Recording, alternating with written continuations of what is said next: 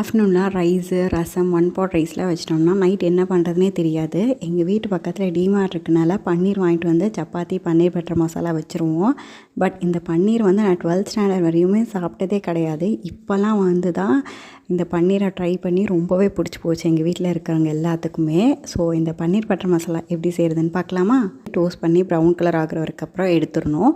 அதுக்கப்புறம் அதே கடாயில் கொஞ்சமாக பட்டர் போட்டு 2 வெங்காயம், ஒரே ஒரு தக்காளி, 2 பல் துண்டு இஞ்சி, 4 முந்திரி பருப்பு இதெல்லாமே போட்டு நல்லா டோஸ்ட் பண்ணி தனியாக எடுத்து வச்சுக்கோங்க. அது ஆறுனதுக்கப்புறம் நல்லா பேஸ்ட்டாக அரைச்சி வச்சுட்டு அதுக்கப்புறமா வந்து அதே கடாயில் அரைச்சி வச்ச பேஸ்ட்டை ஊற்றுனதுக்கப்புறமா கரம் மசாலா, மிளகாய்த்தூள், கொஞ்சம் பட்டை, கிராம்பு, ஏலக்காய் தூள் இதெல்லாமே போட்டு நல்லா கிளறி விட்டு கொஞ்சம் தண்ணி வேணுனாலும் சேர்த்திக்கோங்க.